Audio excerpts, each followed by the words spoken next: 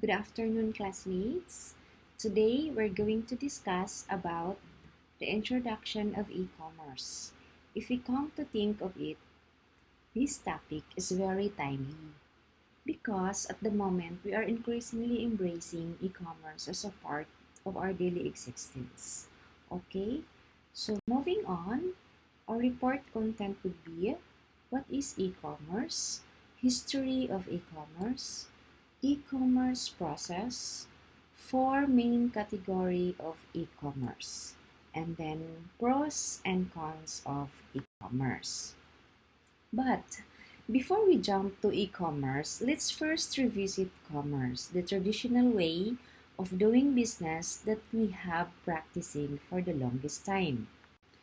Alright, so what is commerce? Commerce is a division of trade or production which deals with the exchange of goods and services from producer to final consumer. So I have put an illustration here. So here, manufacturing or maker. And then the manufacturing or the maker will ship their product to the distributor. And then the distributor to the shops or retailer. And then finally to the consumer. Okay, so what is e-commerce then? Okay, so e-commerce is the purchasing, selling, and exchanging of goods and services over computer networks, internet, through which transaction or terms of sale are performed electronically.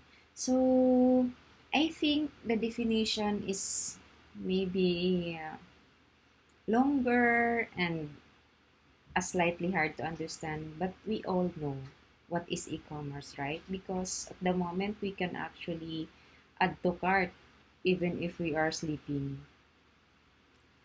Okay, so in a traditional way, as we have mentioned a while ago, there is a standard channel of distributing goods. While in e-commerce universe, it's a straight from manufacturing to the consumer. The consumer can go to directly to the manufacturing, to the distributor, to the retailer, or even to the consumer, right? So, to make our understanding of e-commerce deeper, let us study when and how this e-commerce has started.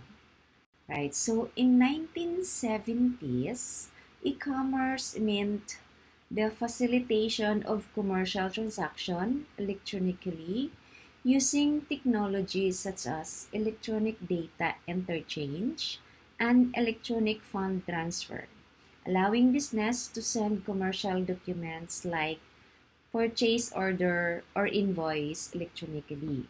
But it has to follow a tedious steps and go through different phases as you see in the diagram. So before it can successfully delivered to the recipient, if you study the diagram, it was long process. But in 1970s, it is already quicker than the usual business processes. Okay, so in 1990s, the 1980s began the growth of ATMs and acceptance of credit cards. So way back in 1980s, which is most of you cannot relate at the moment. At this time, only those in the elite cluster of our economy are having the privilege of using a credit card. And it is the most common credit cards at that time is diners. And the process is not just like now that the credit card has a chip and it's ready, very easily to use. Before parang, I don't know what's the term, but parang kinakaskas pa siya. Also, the business in 1980s, the businesses are shifting from the usual cash salary in the envelope into ATM. So if you are working in the 1980s, you would be very excited to have finally your own ATM. All right. So in 1990s, This is the time where we were able to finally access Yahoo, Hotmail, Netscape. But in 1990s, guys, we can only access internet in the internet cafe and in the offices, and it's limited. Parang share-share pa kayo because internet back then is very, very rare pa. And the most common internet cafes, if I can remember well, is the Netscape in the mall, where we will go log in and pay and go to chats with, I think, Yahoo Chat and then Friendster, something like that. Okay, so in 2000s, okay, in 2000 finally, the Philippine e-commerce economy was legalized because our President Joseph Estrada signed the e-commerce law. And from there, the rest was history. So, dumami na. Lately, especially in this pandemic time, sobrang nag-boom yung e-commerce.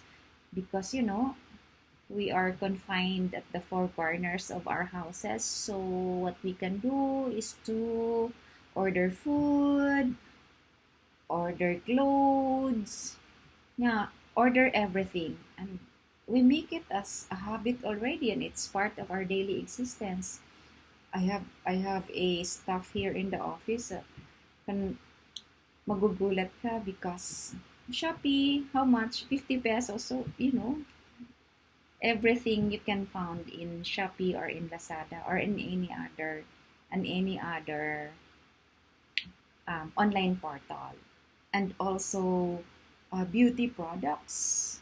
Me, I am so fond of Beauty ML Manila because you can linger longer time in their in their website, and everything is well explained. Yeah, from the ordinary skincare, sabon ng mukha, they can explain it.